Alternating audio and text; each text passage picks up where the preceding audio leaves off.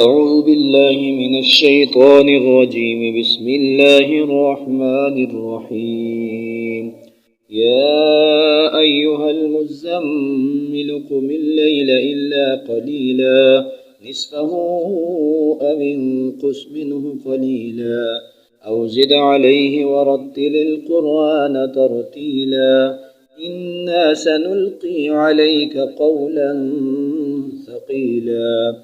إن ناشئة الليل هي أشد وطئا وأقوم قيلا إن لك في النهار سبحا طويلا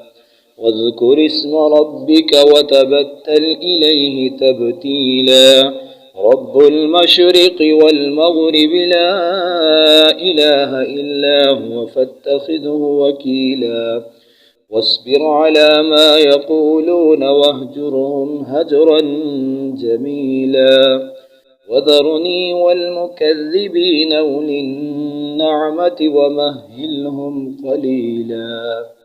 إن لدينا أنكالا وجحيما وطعاما ذا غصة وعذابا أليما يوم ترجف الأرض والجبال وكانت الجبال كثيبا مهيلا إنا أرسلنا إليكم رسولا شاهدا عليكم كما أرسلنا إلى فرعون رسولا فعصى فرعون الرسول فأخذناه أخذا وبيلا فكيف تتقون إن كفرتم يوما يجعل البلدان شيبا السماء منفطر به كان وعده مفعولا إن هذه تذكرة فمن شاء اتخذ إلى ربه سبيلا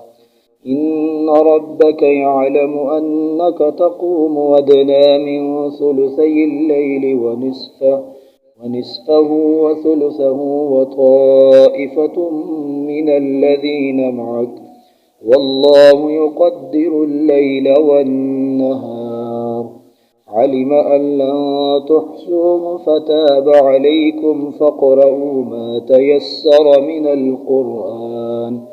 علم أن سيكون منكم مرضى وآخرون يضربون في الأرض يبتغون من فضل الله وآخرون يقاتلون في سبيل الله فاقرؤوا ما تيسر منه وأقيموا الصلاة وآتوا الزكاة وأقرضوا الله قرضا حسنا وما تقدموا لأنفسكم من خير تجدوه عند الله هو خيرا وأعظم أجرا واستغفروا الله إن الله غفور رحيم.